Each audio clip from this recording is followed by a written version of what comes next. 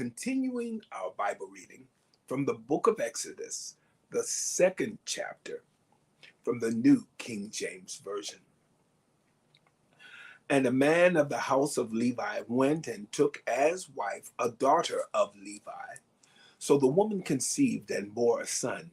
And when she saw that he was a beautiful child, she hid him 3 months.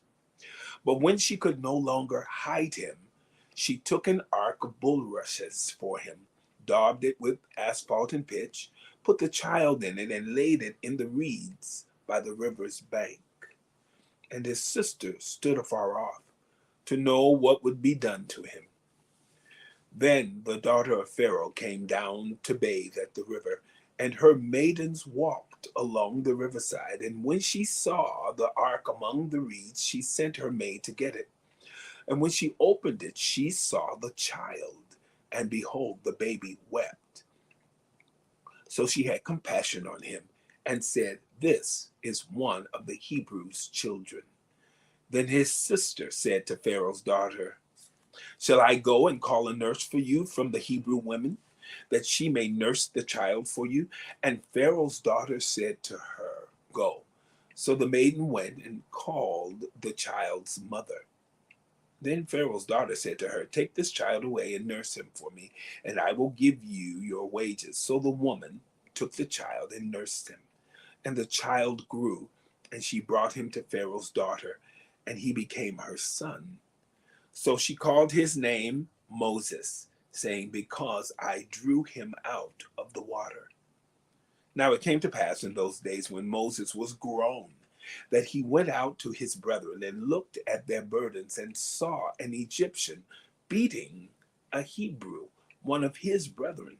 So he looked this way and that way, and when he saw no one, he killed the Egyptian and hid him in the sand.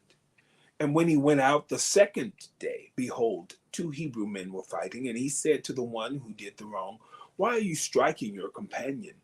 Then he said, "Who made you a prince and a judge over us?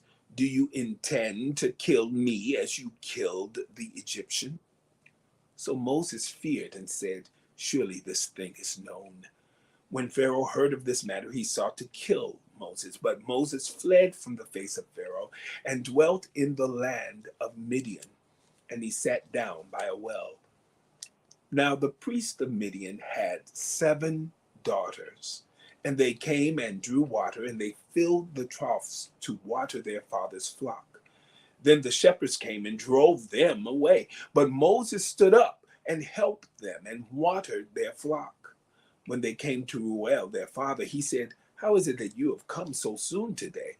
And they said, "An Egyptian delivered us from the hand of the shepherds, and he also drew enough water for us and watered the flock." So he said to his daughters, "And where is he? Why is it that you have left the man? Call him, that he may eat bread." Then Moses was content to live with the man, and he gave Zipporah his daughter to Moses, and she bore him a son.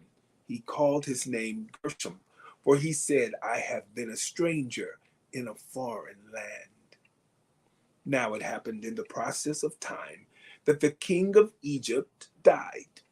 Then the children of Israel groaned because of the bondage, and they cried out, and their cry came up to God because of the bondage.